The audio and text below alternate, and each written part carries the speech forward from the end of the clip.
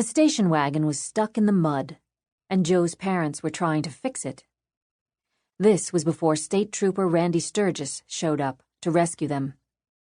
Joe was 4, and her brother Lance, still a baby. They had driven almost 2,000 miles from New York City, passed through Sioux Falls, and crossed into the grasslands, a couple of hours shy of their destination at the Crazy Eights Ranch.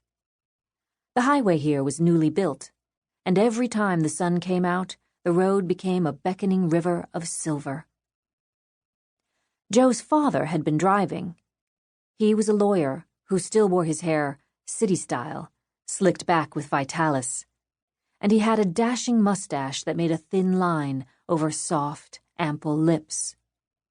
He was a confident fellow of 37, big-boned and good-looking, with a narrow face, sandy hair, eyes typically narrowed in thought, and a long, straight, aristocratic nose.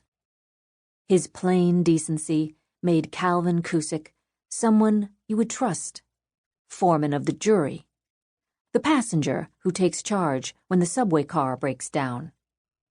He was sure of himself in a quiet way that inspired others to follow. It was early spring, 1950. The world, as Cal Kusek saw it, had lost its innocence and was facing grave dangers. Just last year, Truman announced that the Soviet Union had detonated an atomic bomb. Now, both sides had it. A believer in old-fashioned, cracker-barrel democracy, Cal was fed up with Senator Joe McCarthy running roughshod over civil rights, yet gaining in power. Unstable times called for level-headed choices, which is how the Kuseks came to leave Manhattan for the heartland of America. "I always imagined the prairie would be flat and dull," Joe's mother Betsy had said. "But this is beautiful." "Isn't it, though?" Cal agreed. "Real live nature, the way it's supposed to be," he added in a carefree voice that made the endless days in the car sound like a song.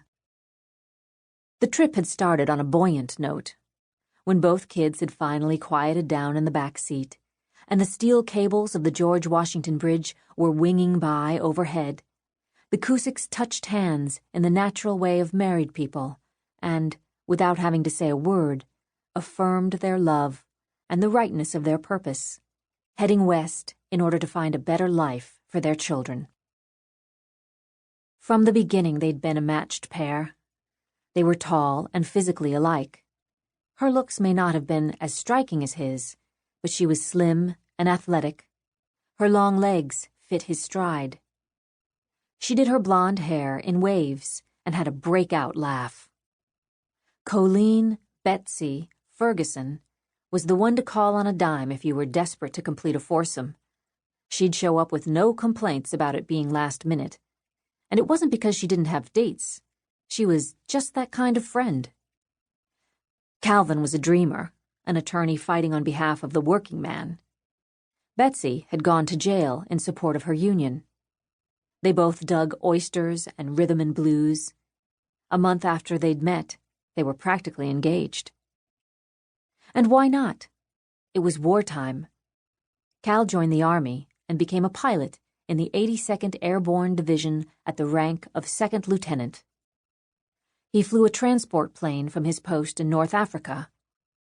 On the home front, Betsy got a degree from the U.S. Cadet Nurse Corps and worked in a veterans hospital. They were married on a 3-day pass.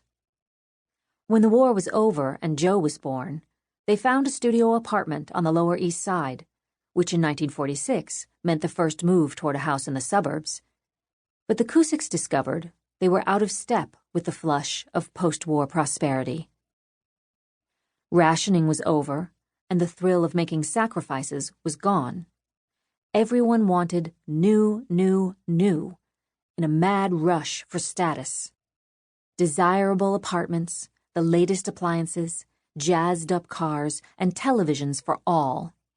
The streets of Greenwich Village, so romantic during their engagement, had taken on a dirty, hard, bohemian edge, overrun by society's outcasts who wallowed helplessly in booze and marijuana, and radical beatniks who wanted to tear everything apart. Uptown, it was the opposite. To get ahead, you had to conform.